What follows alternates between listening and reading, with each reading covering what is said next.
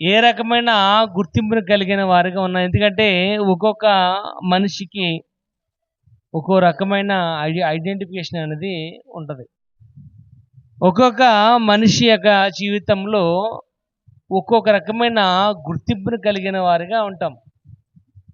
అదేవిధంగా మనం కూడా ఎదుటి వాళ్ళని ఒక్కొక్క రకమైన గుర్తింపుతో జ్ఞాపకం ఉంచుకుంటాం వాళ్ళని. కానీ దేవుని యొక్క వాక్య భాగము రాయబడుచుంది. The true identification depend upon how God sees you. నిజమైన గుర్తింపు దేని మీద ఆధారపడి ఉంటుంది అంటే, దేవుడు ఏ విధంగా అయితే నిన్ను చూస్తాడో ఆ రకముగా ఆ గుర్తింపు అనేది ఆధారపడి ఉన్నట్లుగా వాక్యభాగం అనేది తెలియజేస్తుంది. కాబట్టి దేవుడు ఏ విధంగా చూస్తున్నాడు? ఎందుకంటే పోయిన వారం మనం నేర్చుకున్నాం, ఒకటి, మనం దేవుని యొక్క పిల్లలమని ఒక గుర్తింపు ఉంది మనకి. రెండవది మనకున్న గుర్తింపు ఏంటంటే మనము దేవుని యొక్క చేతి పని అని నేర్చుకున్నాం. ఆయన యొక్క చేసిన పనిగా ఉన్నాం. మూడవది మనం నేర్చుకున్నాం, క్రీస్తు సువాసనగా ఉన్నాం. కాబట్టి ఆ బేతనియలోని సీమోను యొక్క ఇంటిలో ఎప్పుడైతే మరియా వచ్చిందో ఆ యొక్క మిక్కిలి విలువ కలిగిన అచ్చ జటమాంస అత్తరబుడ్డు పగలగొట్టగానే ఆ ఇల్లంతా కూడా సువాసనతో వెదజల్లినట్లుగా కనబడుతుంది. నాలుగవది మనం నేర్చుకున్నాం, we are the temple of living God. మనం దేవునికి ఆలయమై ఉన్నాం నేర్చుకున్నాం. కాబట్టి ప్రతి గుర్తింపు కూడా దేవుడు ఏ విధంగా మనల్ని చూస్తున్నాడో దాని మీదే ఆధారపడినట్లుగా మనం నేర్చుకున్నాం. ఆదికాండం 1:27 చూద్దాం.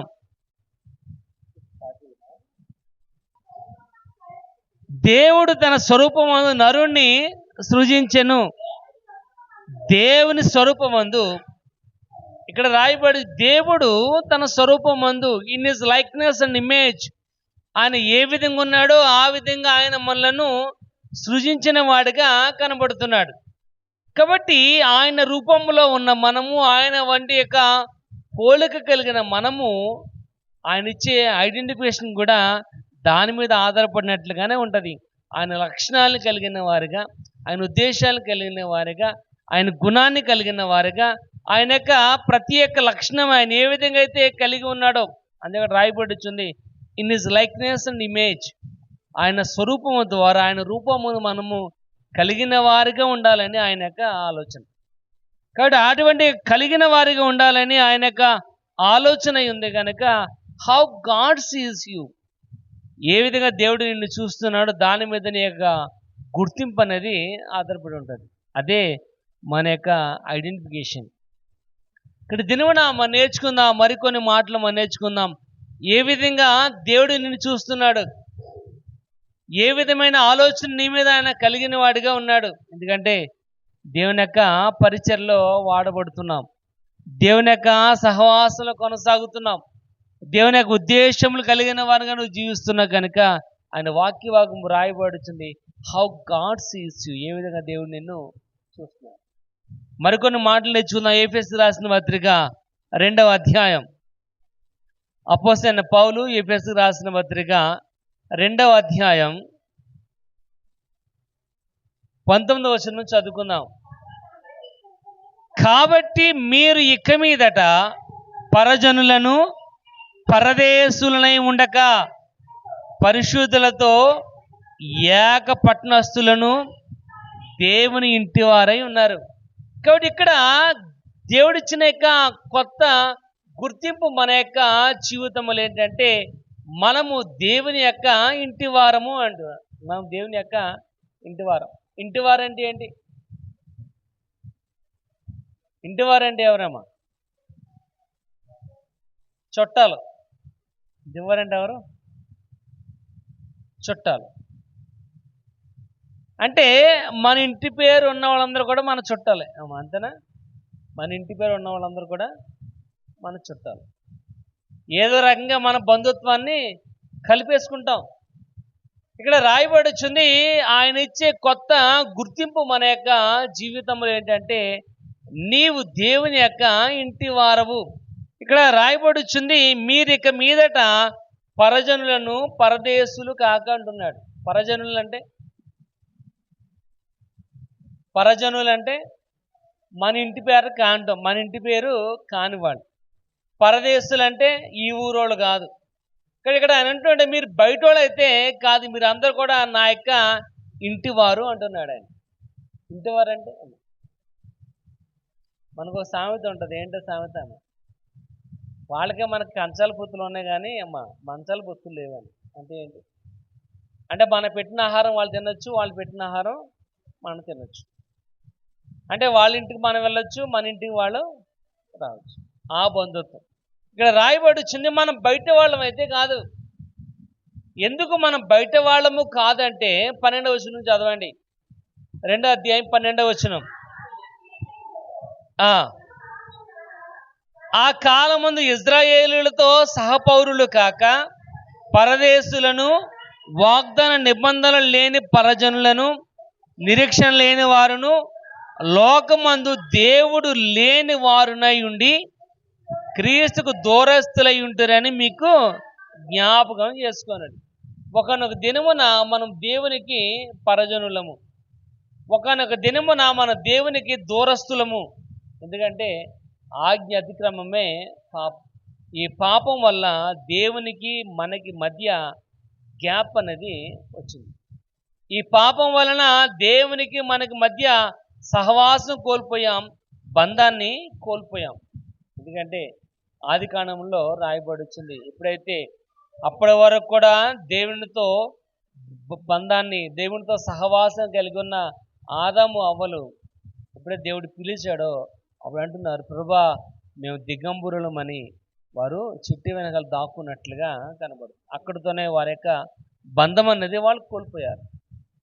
అప్పటి వరకు ఉన్న సహవాసం అనేది కోల్పోయారు. ఇక్కడ రాయబడి వచ్చింది, మనం అటువంటి వారిగా ఉన్నాం ఒకనొక దినమున.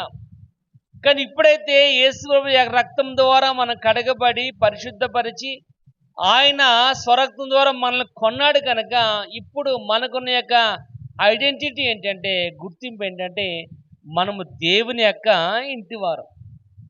దేవుని యొక్క ఇంటివారు. ఆ కారణం చేతనే ఆయన మనకొక గుర్తింపించాడు. ఏంటంటే మనం దేవుని యొక్క ఇంటివారం అని. దేవుని యొక్క ఇంటివారు అంటే చూడండి, ఆ యొక్క ఇంటివారం అనేది ఎలాగుంటుందంటే మన ఇంటి పేరు ఉన్నవాడు ఎక్కడ ఉన్నా కానీ ఏ పొజిషన్లో ఉన్నా కానీ మనం అంటాం ఆడు మావాడే అని, ఆడు మావాడే అని. ఎందుకంటే వాడి ఇంటి పేరు మా ఇంటి పేరు కూడా అదే. కానీ వాడు ఎక్కడ ఉన్నా ఏ పొజిషన్లో ఉన్నా ఆడు మావాడే అన్నాడు.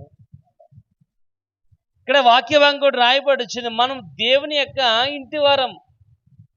దేవుని యొక్క ఇంటివారం కనుక మనకు ఒక ఊరుంది, ఇక్కడ రాయబడుచుంది అదే, మీరికి మీదట పరజనులను పరదేశులై ఉండగా పరిశుద్ధులతో ఏక పట్టణస్థులు అంటున్నాడు.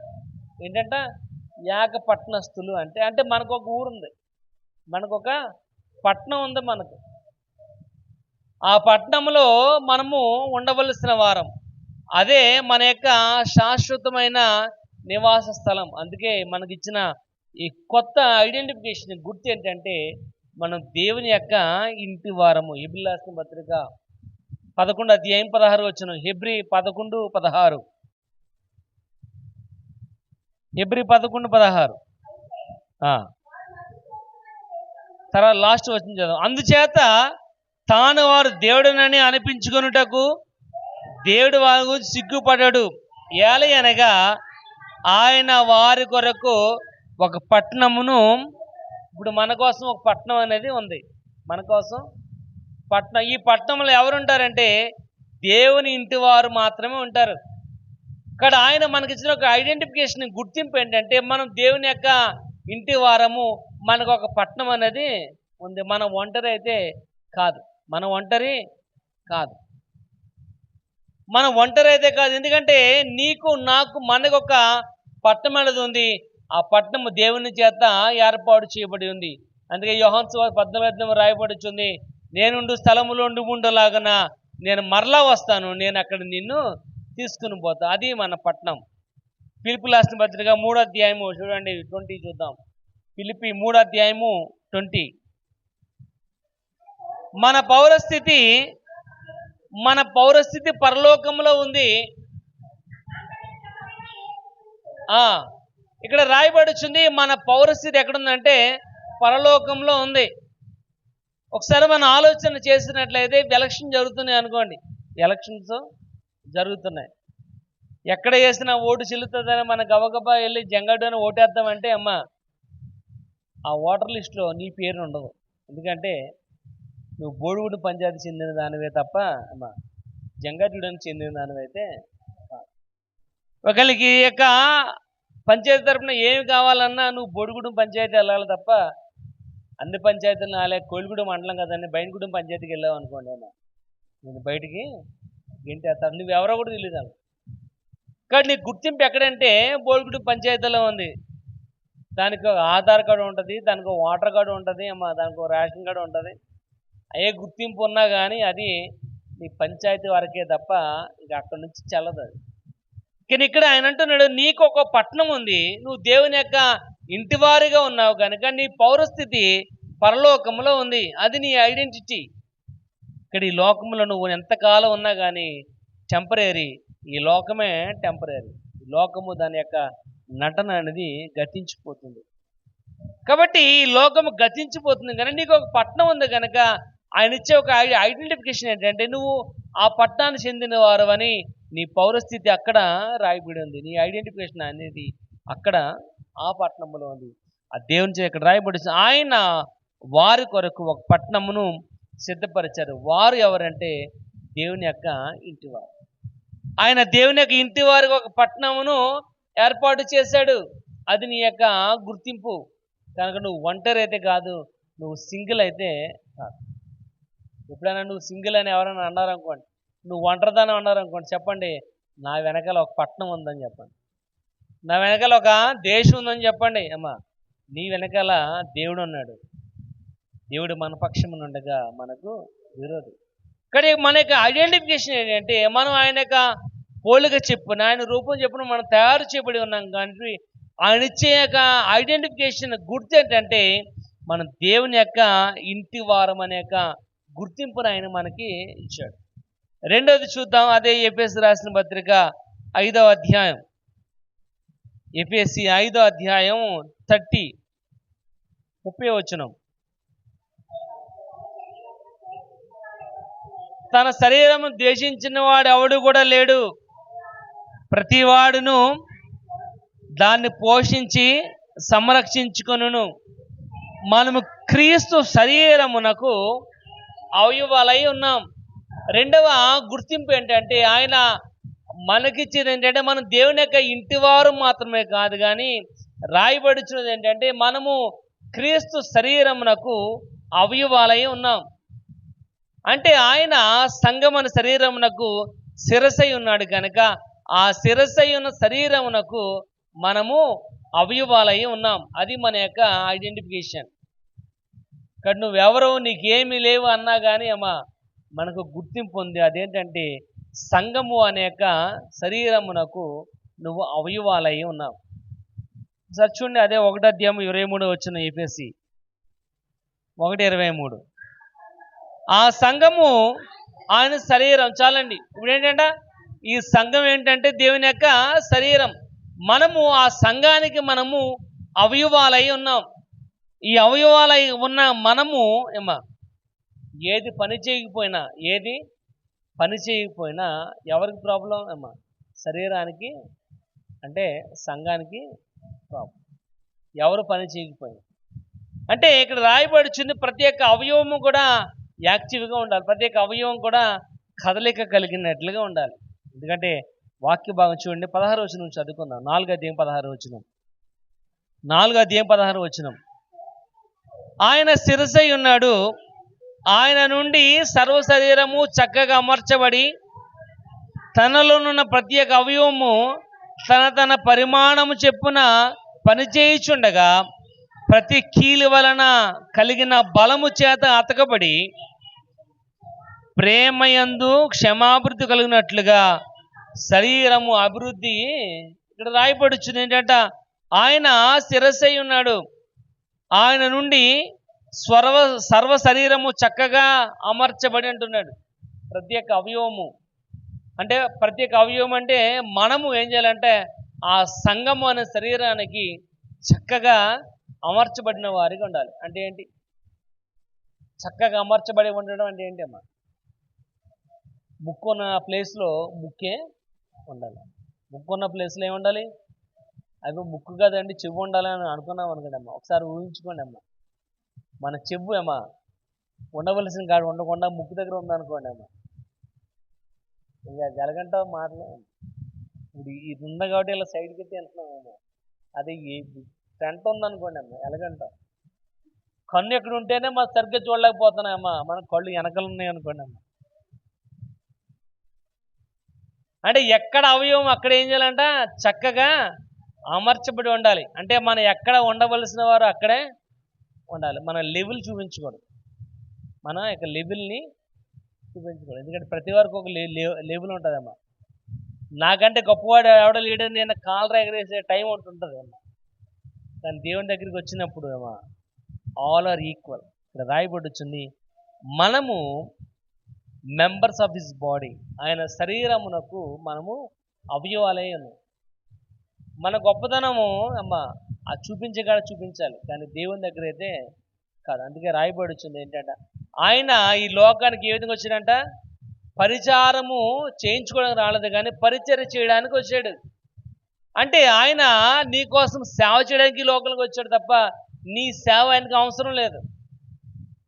కానీ నువ్వు కూడా ఒక ప్రాముఖ్యమైన ప్లేస్లో ఉండాలి, ఉన్నతమైన స్థానంలో ఉండాలి. అంటే మొదట నువ్వు తగ్గించుకుని పరిచర్య చేసేవానికి ఉండాలి. అందుకే ఒక ఎగ్జాంపుల్ కూడా ఉంది, తినేవాడు గొప్పోడా పెట్టేవాడు గొప్పోడా అని. తినేవాడు బంతిలో కూర్చున్నవాడు గొప్పోడా వడ్డించేవాడు గొప్పోడా? వడ్డించేవాడు గొప్పోడు. ఎందుకంటే వడ్డించేవాడు మనోడు అనుకోండి, నువ్వు బంతిలో ఏ మూల కూర్చున్నా నీ దగ్గరికి అన్నీ వస్తాయి. కాబట్టి నేను గొప్పవాడిని అనుకున్నావు అనుకోండి, నీ దగ్గరికి ఏమి రావు. కానీ ఇక్కడ వాక్య భాగం రాయబడి వచ్చింది, మనము ఏం చేయాలంట, ఆయన శిరస్సై ఉన్నాడు, ఆయన నుండి సర్వశరీరము చక్కగా అమర్చబడి అంటున్నాడు. ప్రత్యేక అవయవము కూడా చక్కగా ఆయనకి ఫిట్ అయ్యేలాగా ఉండాలి. చక్కగా ప్రత్యేక అవయవం కూడా ఏం చేయాలంట, చక్కగా అమర్చబడిన వానిగా ఉండాలి. కింద వాటి ఇంకో మాట రాయబడి వచ్చింది, తనలోనున్న ప్రత్యేక అవయవము తన పరిమాణం చెప్పున పని చేయాలి. ఏంటంట, తనలో ఉన్న ప్రత్యేక అవయవం కూడా ఏం చేయాలంట, తన పరిమాణం చెప్పున పని చేయాలి. అంటే ఏంటి అమ్మ? తన యొక్క పరిమాణం చెప్పున పని చేయాలంటే ఏంటి? ఇప్పుడు నేనున్నాను అనుకోండి అమ్మ, ఇప్పుడు నేనున్నాను, 2 చేతులు 2 బకెట్లు మోయగల పరిమాణం నాకు ఉంది అమ్మ. మరి మా అమ్మాయికి, కాబట్టి ఆవిడకి చిన్న బిందు కొన్నాం. ఆవిడకి ఎంత బిందు కొన్నాం? ఎందుకంటే ఆవిడ పరిమాణం ఏంటి చెప్పాలి. చిన్న బిందు. తప్ప నాతో పాటు సమానంగా పోయిన 2 బకెట్లు ఇచ్చామనుకోండి అమ్మ, అక్కడే కూర్చొని పడిపోతాం. కాబట్టి వారి పరిమాణం ఏంటో మన పరిమాణం ఏంటో మనం ఆలోచన చేయాలి. సంఘంలో ఉన్న మనము ఆయన శరీరమునకు అవయవాలై ఉన్నాము కనుక మన యొక్క పరిమాణం చెప్పున మన యొక్క పని ఏం చేయాలంట, తప్పకుండా చేయాలి. ఇక్కడ అదే మాట రాయబడుచుంది, తనలోనున్న ప్రత్యేక అవయవము తన పరిమాణం చెప్పున పని చేయాలి. అంటే ఏంటి? తన పరిమాణం చెప్పంటే మనం ఏ పని చేయగలం ఆ పని చేయాలి. అంతప్ప ఈ సంఘ పని చేయడానికి ఎవరిని మనం నియమించలేదు. ఈ సంఘ పని చేయడానికి ఎవరికి మనం డబ్బులు ఇచ్చి వాళ్ళని పెట్టుకోలేదు. ఇప్పుడు మన ఇంట్లో పని మనిషిని పెట్టుకున్నాం అనుకోండి, మనం కాలు మీద కాలు వేసుకుని కూర్చుంటే టీ అనగానే టీ వస్తుంది. ఎందుకంటే మనకు ఒక పని మనిషి ఉంది. అమ్మ కొంచెం అంట్లు కడిగాయంటే కడిగేద్ది అమ్మ. ఇప్పుడు మనం ఏం చేయాలి, మోటార్ రావట్లేదు అంటే మనం స్విచ్ చేయాలి తప్ప ఏమో అంట్లు ఆవిడ కడిగారు. కానీ మనకు పని మనిషిని ఎవరు పెట్టుకోలేదు. మనకున్నది ఏంటంటే మన యొక్క మందిరం యొక్క పని మనమే చేయాలి.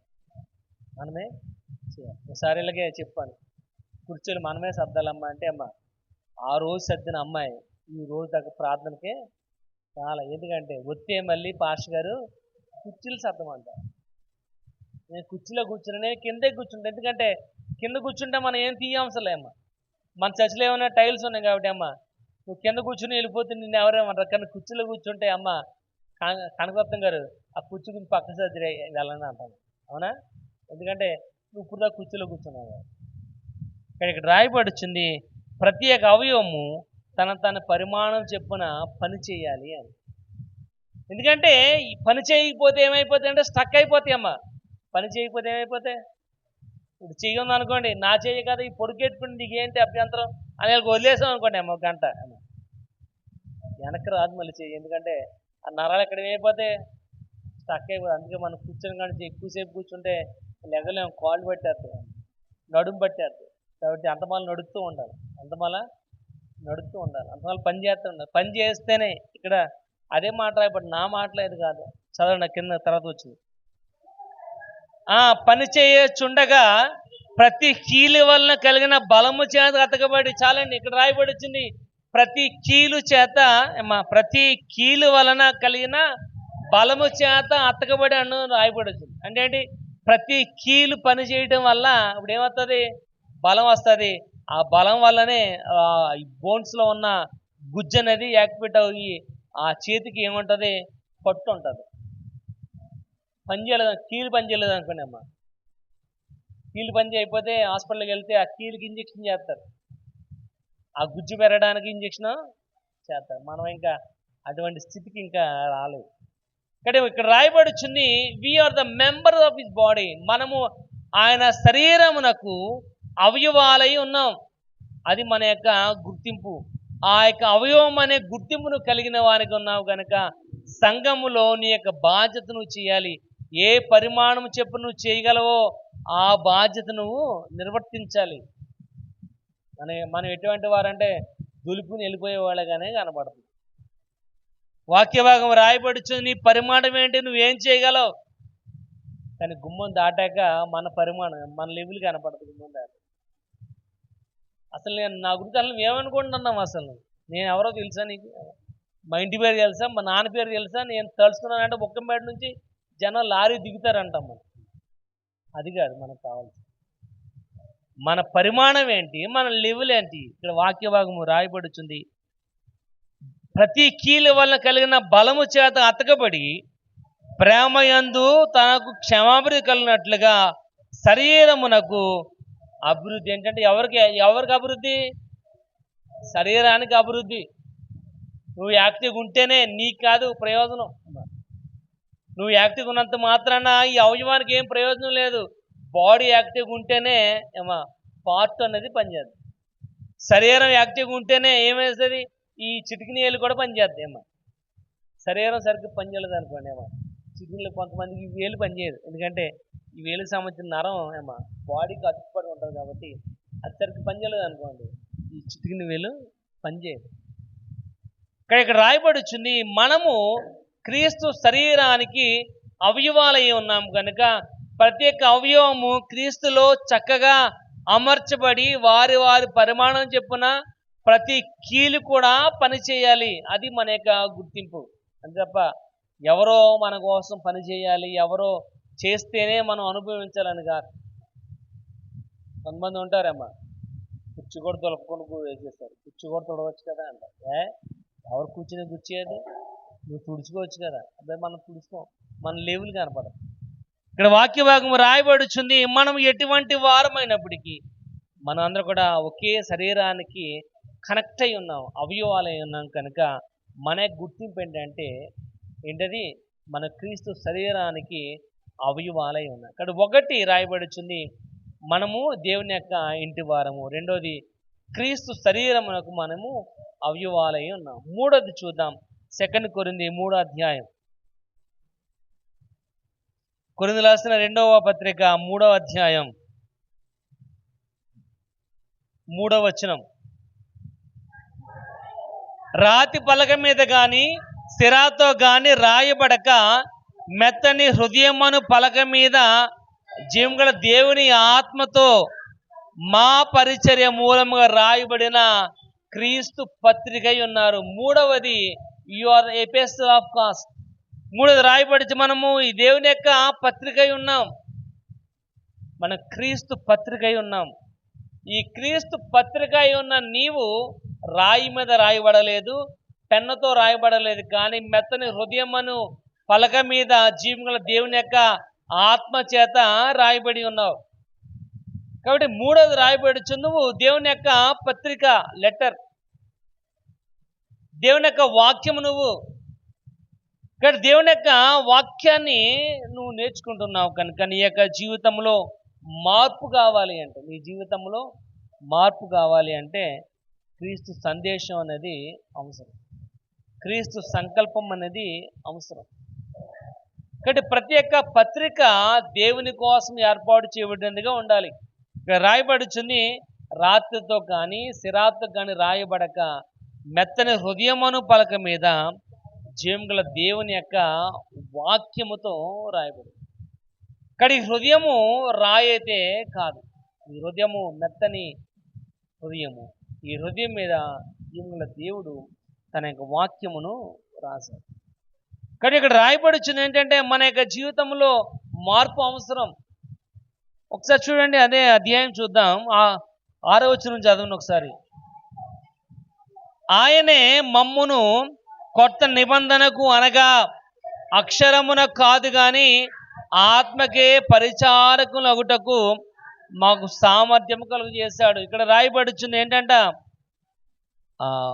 మమ్మును కొత్త నిబంధనకు అనగా అక్షరమున కాదు అంటున్నాడు. అక్షరమున కాదు. అక్షరం అంటే ఏంటి?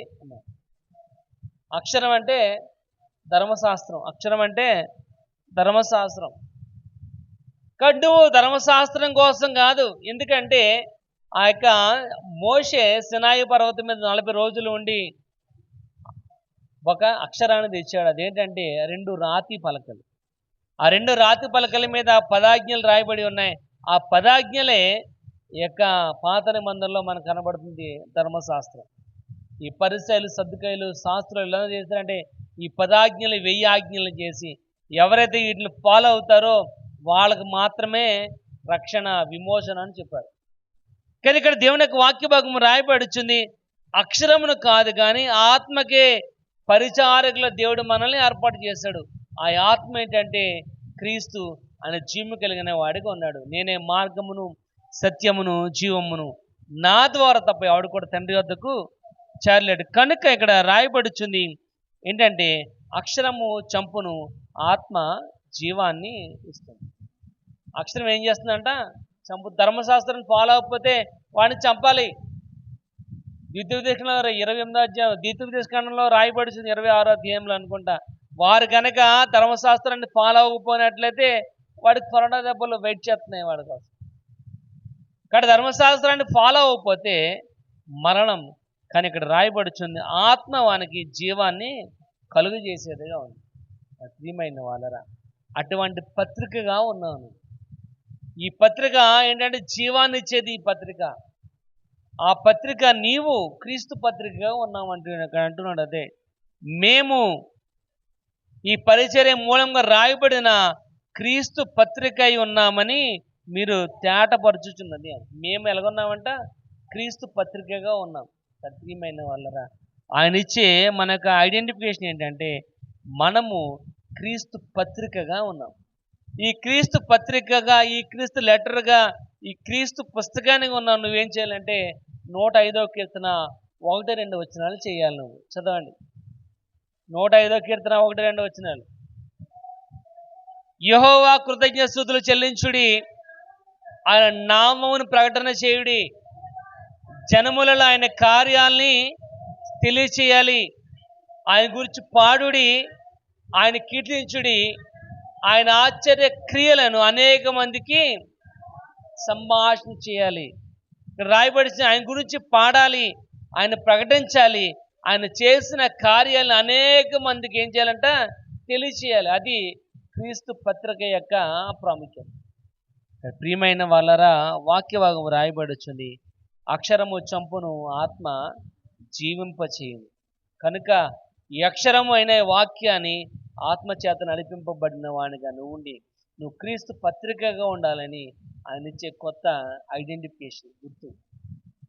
కానీ అటువంటి గుర్తింపును కలిగిన వానిగా ఉన్నావు కనుక వాక్య భాగం రాయబడుతుంది, నువ్వు క్రీస్తు పత్రికగా, నువ్వు ఎక్కడ ఉంటే అక్కడ నువ్వు ఎక్కడికి వెళితే అక్కడ ఏం చేయాలంటే దేవుని యొక్క పనిని చేయాలి. అందుకే యోహాను సువార్తలో రాయబడుచుంది, పగలున్నంత వరకు నన్ను పంపిన వాని యొక్క క్రియలు నేను ఒకసారి చూడండి. సెకండ్ తెస్సలోనికీయులకు రాసిన పత్రిక, సెకండ్ తెస్సలోనికీయులకు రాసిన పత్రిక 2వ అధ్యాయం, సెకండ్ తెస్సలోనికీయులకు 2వ అధ్యాయం 15వ వచనం.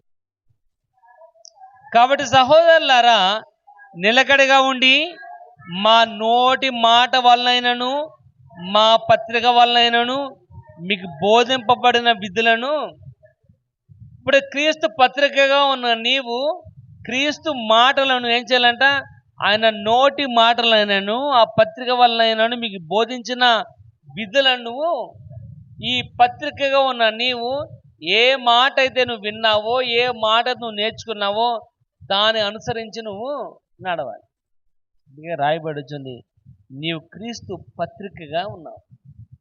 క్రీస్తు పత్రికగా ఉన్నావు కనుక నువ్వు రాయిగా అయితే కాదు, మెత్తని హృదయమును పలక మీద జీవాత్మతో రాయబడిన యొక్క పత్రికగా ఉన్నావు కనుక వాక్య భాగము రాయబడుచుంది, ఆది అందు వాక్యం ఉండెను, వాక్యము దేవుడై ఉండెను, ఆ వాక్యము దేవుని వద్ద ఉండెను. ఆ జీవం గల వాక్యమును అనుసరిస్తున్నావు కనుక ఆ వాక్యమే నీ యొక్క జీవితంలో కనబడుతుంది. కనుక నువ్వు క్రీస్తు పత్రికగా ఉండాలని ఆయన యొక్క ముఖ్య ఉద్దేశం. ఇక్కడ ఒకటి, దేవుని యొక్క ఇంటి వారిగా మనం ఉన్నాం. రెండవది, క్రీస్తు సంఘమునకు మనం అవయవాలై ఉన్నాం, ఆయన శరీరానికి అవయవాలు. మూడవది, క్రీస్తు పత్రికగా ఉన్నాం. నాలుగవది చూద్దాం, 2 కొరింథీ రాసిన పత్రిక 5వ అధ్యాయం, 2 కొరింథీ 5:20. కావున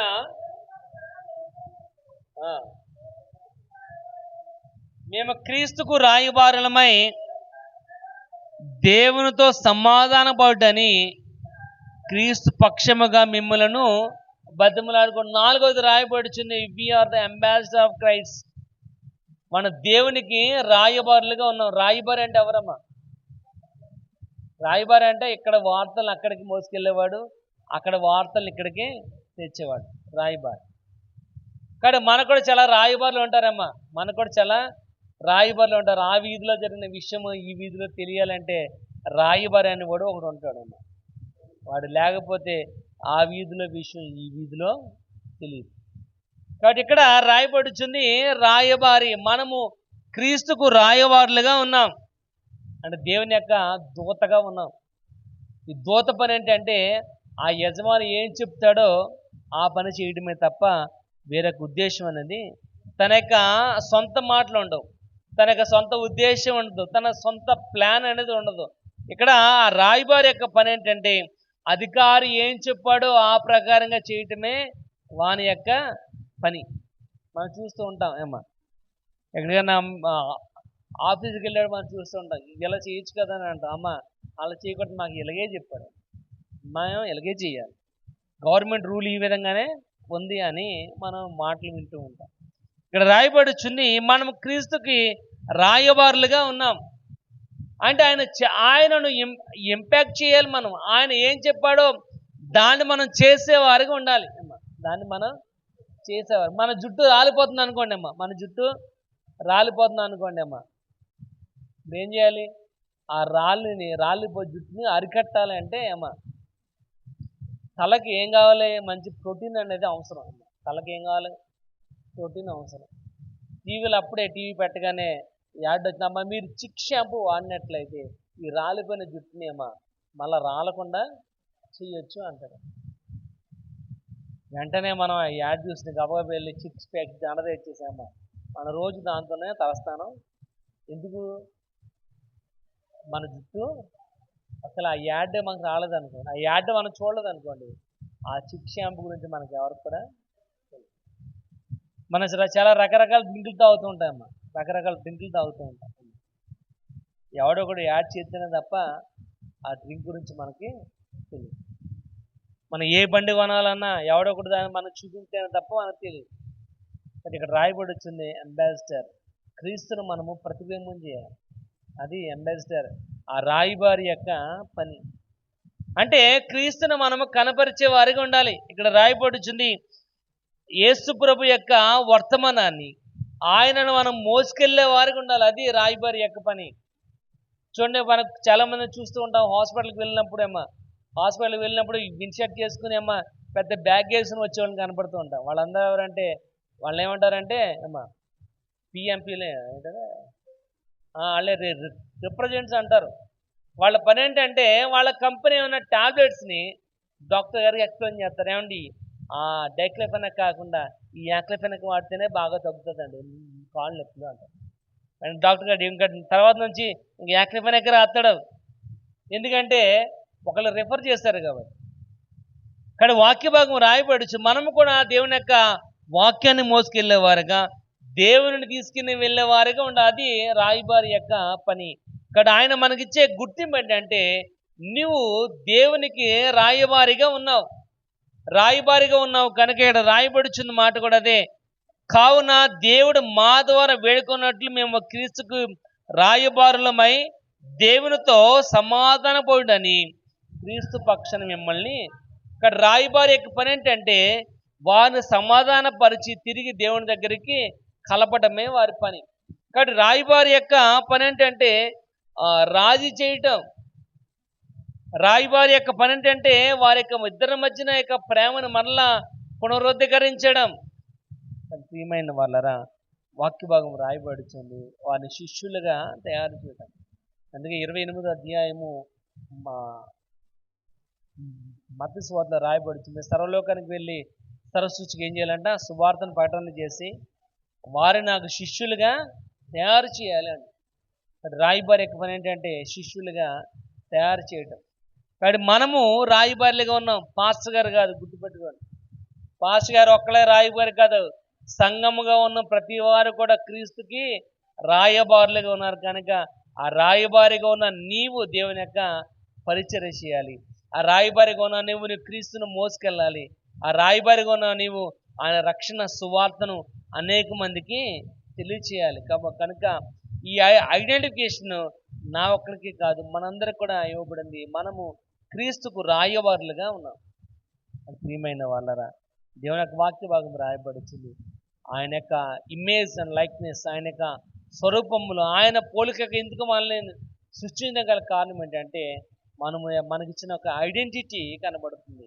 మన దేవుని యొక్క ఇంటి వారమని. మనం ఆయన ఇంటి వారమై ఉన్నాం కనుక ఆ సంఘము అనేక శరీరమునకు మనం అవయవాలై ఉన్నాం. 3వ క్రీస్తు పత్రికగా, 4వది క్రీస్తుకు రాయబారులుగా ఉన్నాం. అది మన యొక్క ఐడెంటిటీ. పోయిన వారం మనం నేర్చుకున్నాం, మనం దేవుని యొక్క పిల్లలమని, దేవుని యొక్క చేతి పని అని, క్రీస్తు సువాసన అని, 4వ దేవునికి ఆలయమై ఉన్నాం. ఈ దినమున మరొక 4 మాటలు నేర్చుకున్నాం. కానీ ఏదేమైనప్పటికీ మన ఐడెంటిటీ మనం కోల్పోకూడదు. మన ఐడెంటిటీని మనం కోల్పోకూడదు. అంటే ఏంటేమో మన గుర్తింపుని ఎప్పుడు కూడా మనము తక్కువ చేయకూడదు. మన గుర్తింపుని ఎప్పుడు మనం పోగొట్టుకోకూడదు. ఎప్పుడు కూడా మనము తగ్గింపు దీనస్థితిలోనికి ఉన్నట్లుగా మనము బయటికి కనపడాలని ప్రయత్నం చేస్తూ ఉంటాం. కానీ ఇక్కడ రాయబడుచుంది మన ఐడెంటిటీ ఎప్పుడు కూడా మనం కోల్పోకూడదు. ఎందుకంటే మనం సామాన్యులం అయితే కాదు, మనం ఆర్డినరీ పర్సన్స్ అయితే కాదు. ఎందుకంటే నీవు దేవుని యొక్క ఇంటివారు, సర్వలోకానికి అధిపతి అయిన, సర్వసృష్టికి ఆధారభూతుడైన దేవునికి నువ్వు ఇంటివారై ఉన్నావు. కాబట్టి నీ వెనకల ఉన్నవాడు లోకంలో ఉన్నవానికంటే గొప్పడు. అది మన ఐడెంటిటీ. కాబట్టి ఎవరి దగ్గర మనము దేహి అని అడగడానికి అర్హులమైతే కాదు. ఎవరి దగ్గర అయితే మనం చేయి జాప అవసరం లేదు. ఎందుకంటే నువ్వు దేవుని అడుగు, ఆయన నీకు ఇస్తాడు. మనం ఏం చేస్తుంటాం అంటే దేవుని అడగడానికి ముందు మనుషులందరినీ అడిగేస్తాను, మనుషులందరినీ అడిగేస్తాం. ఇంక లాస్ట్ ఇంకెవరు కూడా ఇచ్చేలా లేరని ప్రభు నువ్వే నాకు దిక్కు అంటాం. ఇక్కడ మన ఐడెంటిటీ ఎప్పుడు కూడా మనము కోల్పోకూడదని దేవుని యొక్క వాక్య భాగం సెలవిస్తుంది. అటువంటి గుర్తింపుతో మన ప్రభులు ఇంకా బలముగా కొనసాగుదాం. దేవుడి కొద్ది మాటలు మన వెనుకలు దీవించినగా ఆశీర్వదించును గాక.